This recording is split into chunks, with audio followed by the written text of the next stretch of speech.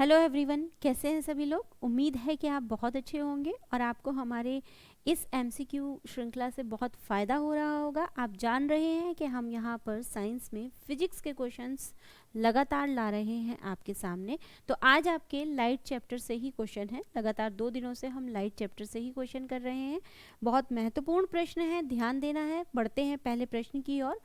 जब दो समानांतर समतल दर्पणों के बीच कोई वस्तु रखी जाती है तो बनने वाले प्रतिबिंबों की संख्या पूछी गई है। ध्यान देंगे, दो समतल दर्पण हैं, समानांतर रखे हुए हैं, पैरेलल हैं और प्रतिबिंबों की संख्या पूछी जा रही है। तो पिक्चर में यहाँ आपको दिखाई दे रहे हैं अनंत प्रतिबिंब बने हुए हैं, तो आपका आंसर हो जाएगा यहाँ पर अनंत। ध्यान देंगे, आंसर क्या हो जाएगा आपका अनंत आंसर होगा। अगले प्रश्न की ओर। प्रकाश के एक बिंदु स्रोत को दो समानांतर समतल दर्पणों के मध्य रखने पर कितने प्रतिबिंब बनेंगे। आंसर यहाँ पर भी आपका अनंत ही होगा, लेकिन क्वेश्चन पर ध्यान देना है प्रकाश के एक बिंदु स्रोत को। ठीक है, तो ध्यान दीजिए, पहला और दूसरा प्रश्न लगभग समान है परंतु भाषा में अंतर है। यही हमारा उद्देश्य है कि हम आपको प्रकाश से या हर चैप्टर से आने वाले जितने भी प्रश्न हैं उनसे रूबरू कराएं और ये समझने की आप प्रयास करें कि किस तरीके से एक ही प्रश्न को कई तरीके से पूछा जा सकता है। तो अगले प्रश्न की ओर बढ़ेंगे। प्रकाश में 7 रंग होते हैं। तो हाँ बच्चों, बिल्कुल सही बात है कि प्रकाश देखने में तो वाइट होता है परंतु उसमें 7 रंग होते हैं। रंगों को अलग करने का क्या तरीका है? तो यहाँ पर अगर हम जानते हैं इस बात को कि रंगों को अलग हम फिल्टर से, पौधों से या और किसी विधि से नहीं कर सकते, इसका एक सिंपल सा तरीका होता है प्रिज्म के द्वारा। ये प्रिज्म के द्वारा ही अलग किया जा सकता है, तो और ऑप्शन पढ़ने की ज़रूरत ही नहीं है। यहाँ डायग्राम में भी आपको दिखाई दे रहा है कि ग्लास प्रिज्म में वाइट कलर जब जा रहा है तो विबग्योर, यानी कि विबग्योर का मतलब है violet, indigo, blue, green, yellow, orange and red, ये 7 कलर निकल कर आ रहे हैं। अगले प्रश्न की ओर बढ़ते हैं। इंग्लिश मीडियम के जो स्टूडेंट हैं उनका भी हमने ध्यान रखते हुए क्वेश्चन को बाइलिंगुअल किया है। तो इंद्रधनुष के रंगों का सही क्रम क्या है? बरसात के दिनों में आपने देखा होगा इंद्रधनुष निकलता है, उसके रंगों का क्रम क्या है, मतलब अंदर से बाहर की तरफ या बाहर से अंदर की तरफ जो क्रम है वो क्या है? तो क्रम तो सिंपल आपका डायग्राम में शो किया गया है, लेकिन बीच बीच में ऑप्शंस में ये कलर हटा दिया गया है। नीला हरा बैंगनी, नीला पीला हरा, बैंगनी हरा नीला या नीला हरा पीला। तो इस तरीके से याद रखेंगे तो कंफ्यूजन होगा। विबग्योर करके याद रखिए, आपको एकदम याद हो जाएगा, जिससे आपका आंसर आता है बैंगनी, हरा और नीला। तो आप चित्र में भी देख सकते हैं, बैंगनी पहले है, हरा बीच में है और नीला यहाँ पर है। तो बैंगनी, हरा और नीला यहाँ पर। नेक्स्ट आगे बढ़ते हैं।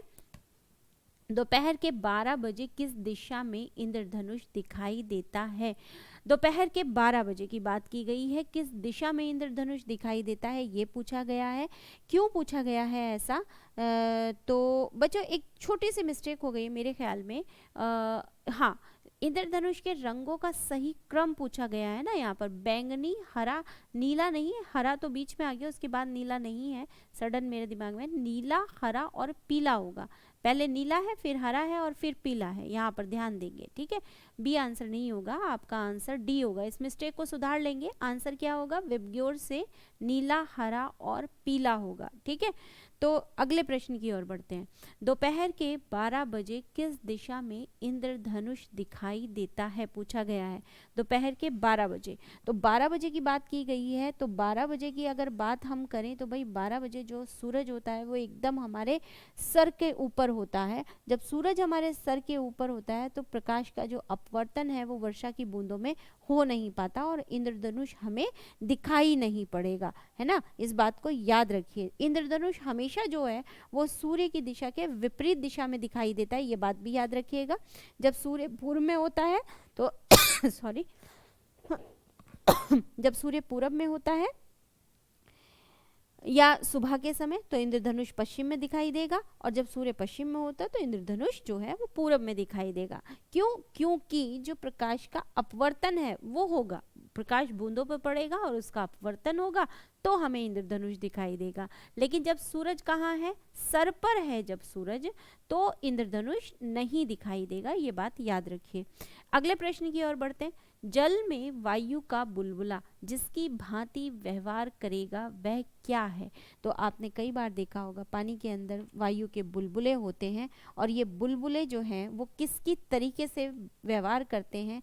ऑप्शन दिया गया उत्तल दर्पण, उत्तल लेंस, अवतल दर्पण, अवतल लेंस। तो आंसर आपका यहाँ पर होगा जल में वायु का बुलबुला कैसा होता है? कैसा होता है? अवतल लेंस की भांति होता है, अवतल लेंस की भांति। ध्यान से देखेंगे, ठीक है। अवतल लेंस की भांति व्यवहार करता है और जो जल में डूबे हुए बुलबुले हैं वो उनमें लेंस की प्रकृति थोड़ी सी चेंज हो जाती है यहाँ पे, और बाकी चीज़ों पे नहीं जाना है। बुलबुला जो होता है वो अवतल लेंस की भांति होता है, दर्पण नहीं होगा, ध्यान देना है, लेंस पूछा गया है, ठीक। नेक्स्ट अगले प्रश्न की ओर बढ़िए। दूरदृष्टि दोष निवारण के लिए काम में क्या लाते हैं? दूरदृष्टि दोष निवारण, तो आप जानते ही हैं दूरदृष्टि दोष का मतलब है कि पास की चीज़ें ना दिखाई देना, और पास की जब चीज़ें नहीं दिखाई देती हैं तो इसके लिए कौन सा लेंस काम में लाया जाता है? तो इसके लिए उत्तल लेंस, जिसको हम कॉन्वेक्स लेंस कहते हैं, काम में लाया जाता है। यहाँ पर आप देख ही रहे होंगे एक बुक है जिसका प्रतिबिंब कहाँ बन रहा है? रेटिना के पीछे जाके बन रहा है। तो यहाँ पर ये दूरदृष्टि दोष है, ठीक है, इसको मायोपिया कहा जाता है। अगले प्रश्न की ओर बढ़िए। निकट दृष्टि दोष की बात की गई है, इसको कैसे ठीक किया जाता है? निकट दृष्टि दोष का सीधा सा मतलब है कि आपको दूर की चीज नहीं दिखाई देगी। निकट दृष्टि दोष में दूर की वस्तु नहीं दिखाई देगी। इस दोष के निवारण के लिए चश्मे में अवतल लेंस का प्रयोग किया जाता है, अवतल लेंस प्रयुक्त किया जाता है चश्मे में, ठीक है, जिसको हम कॉनकेव लेंस कहते हैं। अगले प्रश्न की ओर। जब एक व्यक्ति तीव्र प्रकाश से क्षेत्र से अंधेरे कमरे में प्रवेश करता है तो उसे कुछ समय के लिए स्पष्ट दिखाई नहीं देता। आपने भी देखा होगा, आप बहुत तेज रोशनी से जब अंधेरे में जाते हैं तो आपको कुछ नहीं दिखाई देगा। आप कहेंगे अंधेरे में तो वैसे भी नहीं दिखाई देगा, तो ऐसा नहीं है। अंधेरे में पहुंचने के बाद भी धीरे धीरे चीज़ें हमें दिखती हैं, या हम ये भी कह सकते हैं कि हम तेज प्रकाश से जब कम प्रकाश में जाते हैं तो भी हमें कुछ नहीं दिखाई देता। चीज़ें हमें धीरे धीरे दिखने प्रतीत होती हैं। इसका कारण क्या है? ऐसा क्यों होता है? क्या आपने कभी सोचा है? तो यहाँ पर जब बात की जा रही है कि जब कोई व्यक्ति तीव्र प्रकाश से अंधेरे कमरे में प्रवेश करता है तो जो हमारा नेत्र है वो अंधेरे के प्रति धीरे धीरे अनुकूलित होता है और कुछ समय के बाद वस्तु हमें दिखाई देने लगती है। अगर हम यहाँ की बात करें, इसको डिटेल में अगर हम जब जाके समझेंगे तो हमारे जो हमारी आँख होती है उसमें रॉड रिसेप्टर होते हैं जो अंधेरे में कार्य करने हेतु अधिक अनुकूल होते हैं। ये बात ध्यान देनी है, रॉड रिसेप्टर होते हैं जो अंधेरे में काम करने के लिए अधिक अनुकूल होते हैं। जब हम तेज रोशनी से अंधेरे कमरे में जाते हैं तो जो हमारे रॉड रिसेप्टर हैं वो कार्यशील होने में थोड़ा समय लेते हैं। तो इसलिए यहाँ पर आपका आंसर हो जाएगा आंखों का अंधेरे के प्रति कुछ समय के लिए अनुकूलित होना, ठीक है, ध्यान देंगे। अगले प्रश्न की ओर इंग्लिश में भी देख लेंगे। पढ़ने में काम आने वाले ग्लासेस किस प्रकार के लेंस से बनते हैं? क्वेश्चन आपसे लेंस का पूछा गया है। जब हम पढ़ते हैं तो उस पढ़ने के दौरान जो लेंस हैं वो किस तरीके के होते हैं आपसे पूछा गया है। तो आंसर आपका हो जाएगा उत्तल लेंस। यहाँ पर उत्तल लेंस होगा, बीच में मोटे और किनारों पर पतले होते हैं। अगले प्रश्न की ओर बढ़िए। आँख में संकेंद्रण होता है, आँख में संकेंद्रण होता है तो ऑप्शंस नहीं पढ़ूंगी मैं, सीधा आंसर बताऊंगी। लेंस की उत्तलता में परिवर्तन के द्वारा संकेंद्रण होता है। खोज बत्ती में दर्पण जो प्रयुक्त होता है वह क्या है? खोज बत्ती का मतलब है, जानते ही हैं आप, सर्च लाइट जो होती है। खोज बत्ती में कौन सा दर्पण यूज होता है? तो यहाँ पर बच्चों मैं आपको बताना चाहूँगी, जो हिंदी मीडियम के बच्चे हैं उनके लिए नतोदर दर्पण। अब आप ये कह रहे होंगे नतोदर दर्पण क्या है? तो नतोदर अवतल को ही कहा जाता है, ध्यान दीजिए। नतोदल किसे कहा जाता है? अवतल को। कॉनकेव मिरर की बात की जा रही है यहाँ पर खोज बत्ती में, आप यहाँ चित्र में भी देख सकते हैं। प्रश्न, सामान्य आंखों के लिए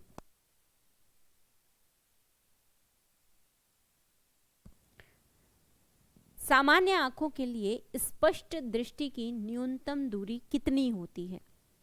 आपसे पूछा गया है सामान्य आंखों के लिए। तो जैसे कि आप, अगर आपकी आईसाइट वीक नहीं है, आप किसी भी चीज़ को कितनी इस पर न्यूनतम दूरी से देख सकते हैं? तो ये तो बहुत कॉमन सा क्वेश्चन है, लगभग सभी पेपर में पूछा जाता है। 25 सेंटीमीटर है, 25 सेंटीमीटर न्यूनतम दूरी होती है। मतलब आप कोई भी चीज़ पढ़ने के लिए आपकी आंख से 25 सेंटीमीटर की दूरी पे होनी चाहिए। इससे कम अगर होगी तो आपको वो चीज़ दिखाई नहीं देगी। आंख के लेंस का फोकल दूरी किसके कार्य से परिवर्तित होता है? जो आंख का लेंस है, हमारी आंख में एक लेंस होता है, ये बात आप जानते हैं। आप यहाँ चित्र में भी देख सकते हैं। चित्र में एक आइस दिखाई गई है, आइस का डायग्राम है, बीच में एक लेंस दिखाई दे रहा है, आइरिस है, पिपिल है और एक लेंस है। ये जो लेंस है इसकी फोकल दूरी किसके कार्य से परिवर्तित होती है, पूछा गया है। तो यहाँ पर ऑप्शन दिया गया है पुतली, रेटिना, सीलियरी मांसपेशियां, आइरिस या इनमें से कोई नहीं। ऑप्शंस को मैंने इसलिए पढ़ा है क्योंकि ऑप्शन बहुत कंफ्यूजिंग है अगर किसी ने आई की स्ट्रक्चर को अच्छे से नहीं पढ़ा है। तो ध्यान देंगे, जो हमारी सॉरी जो हमारी सीलियरी मांसपेशियां होती हैं, इनमें क्या होता है, इनमें शिथिलन होता है और संकुचन होता है। मतलब ये सिकुड़ती फैलती रहती है, जिससे आँख के लेंस की मोटाई में परिवर्तन होता है। लेकिन इसके फलस्वरूप जो आँख के लेंस की फोकल दूरी है वो परिवर्तित होती रहती है। तो यहाँ पर जो हमारा आंसर होगा वो यहाँ पर आंसर हमारा होना चाहिए सीलियरी मांसपेशियों के शिथिलन और संकुचन से आँख के लेंस की मोटाई में परिवर्तन होता है। ठीक है, नेक्स्ट प्रश्न देखते हैं। अगला प्रश्न है हमारा, धूप के चश्मे की पावर होती है। तो धूप में आप भी चश्मे लगाए होंगे, उसकी पावर कितनी होती है? 0 डायोप्टर होती है धूप के चश्मे की पावर। अगले प्रश्न की ओर, मनुष्य की आंख में किसी वस्तु का प्रतिबिंब जिस भाग पर बनता है वह कौन सा भाग है जहां मनुष्य की आंख में प्रतिबिंब बनता है? तो ऑप्शन थोड़ा सा ध्यान दे लेंगे ऑप्शन पर, स्वच्छ मंडल, पारितारिका, पुतली और दृष्टिपटल। दृष्टिपटल का मतलब है रेटिना। तो मनुष्य की आंख में जो प्रतिबिंब बनेगा वो सीधा कहाँ बनता है? रेटिना, दृष्टिपटल पर बनता है। अगले प्रश्न की ओर, किसी अपारदर्शी वस्तु का रंग उस रंग के कारण होता है जिसे वह अवशोषित करती है, जिसे वह परावर्तित करती है, जिसे वह अपरिवर्तित करती है या प्रकीर्ण करती है। कोई भी वस्तु है, अपारदर्शी वस्तु है, उसका रंग उस रंग के कारण होता है जिसे वह परावर्तित करती है ना। जो परावर्तित करेगी, जिसको रिफ्लेक्ट करेगी, उसके कारण उसका वो रंग होगा। ठीक, अपारदर्शी वस्तु की यहाँ बात की जा रही है। जब प्रकाश की किरणें किसी भी वस्तु पर आपतित होती हैं, मतलब पड़ती हैं, तो वह उनसे परावर्तित होती हैं और परावर्तित होकर वो हमारी आंख पर पड़ती हैं, वस्तुएं हमें दिखाई देने लगती हैं। तो प्रकाश का जो परावर्तित भाग है वही वस्तु के रंग को निर्धारित करता है। यहाँ पर पूछा गया अपारदर्शी वस्तु का रंग, तो जो परावर्तित करती है उसके अनुसार होता है।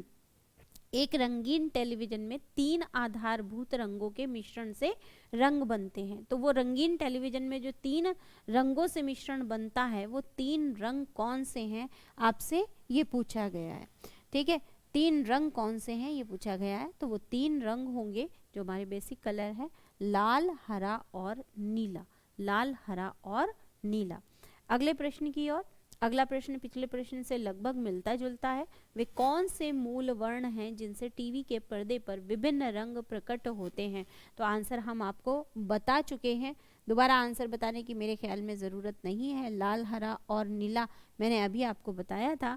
नेक्स्ट, जब लाल, नीले और हरे प्रकाश का पुंज एक स्थान पर पड़ता है तब प्रकाश का रंग हो जाता है। देखिए, बार बार हम आपको यही बात कह रहे हैं, हर चैप्टर से प्रश्न किस तरीके से पूछा जा रहा है। एक प्रश्न को कई तरीके की लैंग्वेज में पूछा जा सकता है, कई तरह के ऑप्शंस के साथ पूछा जा सकता है। यही चीज़ पर आपको ध्यान दिलाने के लिए ये सीरीज चलाई जा रही है। घबराना नहीं है, बिल्कुल भी घबराना नहीं है कि इससे कितना टफ क्वेश्चन बनेगा। अगर आपने चैप्टर समझ लिया है तो एक ही बिंदु से एक ही तथ्य को लेकर कई तरीके के प्रश्न बनाए जा सकते हैं। इस पर ज़्यादा फोकस करना है। जब लाल नीले हरे प्रकाश का पुंज एक स्थान पर पड़ता है तब प्रकाश का रंग हो जाता है। कैसा रंग हो जाता है ये आपको पता ही है, पिछले सवाल में मैं बता चुकी हूँ, वाइट कलर जो है वो बनता है। ठीक है, तो इसी के साथ हमारी जो ये आज की जो हमारे क्वेश्चन थे एंड होते हैं। फिर हम आपके साथ मिलेंगे बहुत अच्छे अच्छे प्रश्नों के साथ और बहुत बेहतर और बेहतर करने की कोशिश करेंगे। लेकिन आपका यहाँ पर कमेंट ज़रूर चाहिए बच्चों। तो अगर आप इस वीडियो को देख रहे हैं, लाइक करिए, शेयर करिए, सब्सक्राइब करिए, ताकि हमारी नेक्स्ट वीडियो आपको मिलती रहे। और ये वीडियो आपके काम की है या नहीं ये ज़रूर बताइएगा। सब्सक्राइब और लाइक की बात तो ठीक है बाद में है, बट इससे आपको फ़ायदा हो रहा है या नहीं हो रहा है ये ज़रूर बताइएगा। ठीक, तो मिलते हैं नेक्स्ट वीडियो में, तब तक के लिए जय हिंद।